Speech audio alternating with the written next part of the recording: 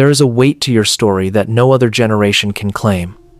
Not because you talk about it, but because you learned early how to carry it quietly.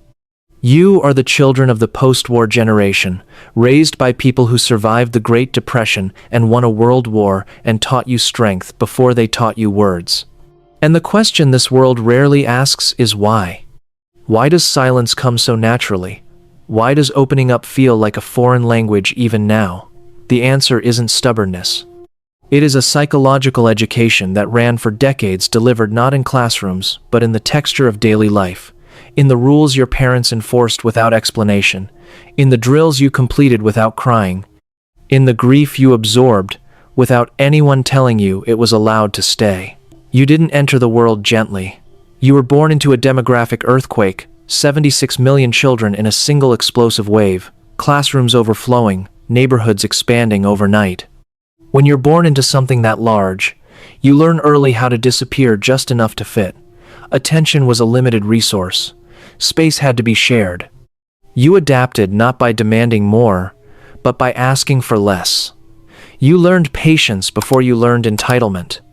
The ones who lasted learned to carry their weight without needing applause. Being reliable was more valuable than being remarkable. Your role was to contribute, not to center yourself. Survival wasn't about standing out. It was about holding the line. The first layer of suppression training came from the people who loved you most. The adults who raised you weren't dreaming in theories. They were rebuilding from ashes. They had known hunger. They had known war. When they came home, they didn't talk much about what they'd lost. They built instead homes, neighborhoods, a sense of order sturdy enough to stand between you and a world that had already proven it could collapse. They didn't grow up learning to talk about their feelings. They grew up learning to survive without them. When peace arrived, they didn't celebrate with emotional openness. They protected it. They structured it. Love was practical, a roof that didn't leak, a refrigerator that stayed full, rules enforced even when no one liked them. Predictability became the highest form of care. They didn't ask how you felt very often. They told you what to do not because they were cold, but because control felt like responsibility. Because to them, love meant preventing chaos before it had a chance to enter the room. What they rarely offered was language for fear, or permission to sit in confusion. They assumed you'd learn what they had learned. Emotions pass, but consequences don't. You learned to regulate yourself when no one was watching. That was the inheritance, not emotional fluency, but stability. And while the world now asks why you struggle to open up, it rarely asks the harder question. What kind of world teaches a child that love is something you build with structure, not something you talk about out loud? From the outside, your childhood looked almost mythically free. You left the house in the morning and didn't come back until the street lights flickered on. But you weren't left alone. You were surrounded by a web you couldn't see, but always felt. Every porch had a witness. Every block had its guardians. Mrs. Henderson, 3 doors down. Mr. Carter, watering his lawn. The shop owner, who knew your parents' names before he knew yours. You moved freely, but never anonymously. That was the real lesson. Freedom didn't mean absence of accountability. It meant trust, conditional, earned, constantly reinforced. Correction came from people, immediate, personal, unavoidable. Respect wasn't situational. It was structural. Your reputation followed you. That kind of visibility didn't make you paranoid. It made you consistent, the same person in every room. Today, people talk about a community like it's something to rebuild. You grew up inside one, a quiet network of eyes that shaped who you became when no one was watching. If any part of this feels like your story, take a moment to drop a like on this video. It helps more people find conversations like this one. And if you value psychology that goes this deep into the generations that built us, subscribing is the best way to stay connected to this work. The playground didn't care how you felt. Iron and asphalt and sun-scorched metal, unforgiving, honest, impossible to negotiate with. If you slipped, you hit the ground.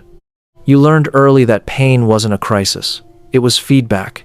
You skinned a knee, checked for blood, wiped it off, and decided whether you were getting back in line.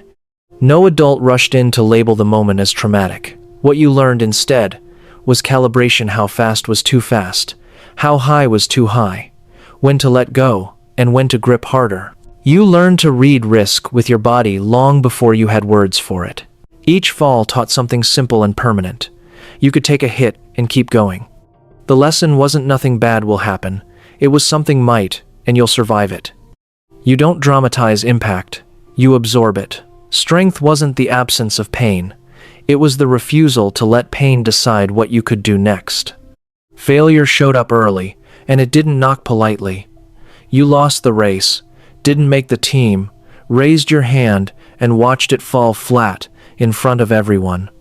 Sometimes it was asking someone to dance and hearing no with nowhere to hide. No adults reframed the loss to protect your self-esteem. The moment stood exactly as it was, uncomfortable and undeniable. You felt the heat of embarrassment, the long walk home, the quiet recalculation. You learned that failure wasn't a verdict, it was data. You could survive being seen at your worst. But there was a cost. You learned to process disappointment alone, to keep pain contained, to believe that if something hurt, it was yours to handle quietly. Then, the culture shifted beneath your feet. A sound on the radio that didn't belong to your parents' world. Elvis, then 4 young men from Liverpool with hair that made adults visibly uncomfortable. Rules were bending. The authority was losing its grip. You watched it happen in real time, right there in the living room. Change doesn't ask permission. It arrives loud, confusing, disguised as chaos before anyone knows what to call it. That made you adaptable, less sentimental about the way things used to be. When the world reinvents itself over and over, you learn to stay steady instead of expressive. You don't fear change. You just don't need to be dazzled by it. For most of your childhood, the end of the world was always somewhere nearby, not in movies, not in metaphors, but in drills, in sirens, in calm, practiced voices telling you to get under your desk. Duck and cover. You did it so many times it became routine. Another interruption between math problems and spelling tests. The thin wooden desk above you wouldn't save you from anything real. Still, you followed the instructions. You didn't cry. You didn't ask why. You learned how to function inside uncertainty. Fear wasn't something to run from. It was something to carry without letting it stop you. When the drills ended, you climbed back into your seat and picked up your pencil. Life continued. Tuesday went on being Tuesday. Then came October 1962. This time it wasn't practice. The president was on television. Missiles were real. Cities had names. For 13 days, the future felt suspended. You were old enough to understand the stakes, and young enough to be powerless.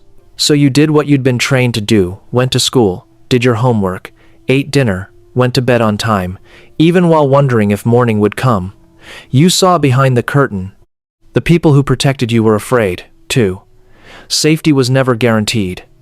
Order was something humans performed in the face of chaos. That knowledge didn't break you. It taught you how to live with the unthinkable in the background and still move forward. Once you learn that, fear never looks quite the same again. You remember where you were the first time hope went quiet. The classroom fell still. A teacher's hand covered her mouth. The world could shatter in the middle of an ordinary day. A man who preached nonviolence was shot on a balcony. Cities burned.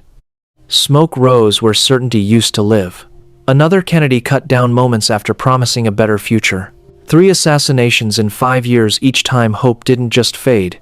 It was interrupted on live television, in real time. You didn't hear about it later. You watched it happen. This wasn't abstract history. It was emotional conditioning.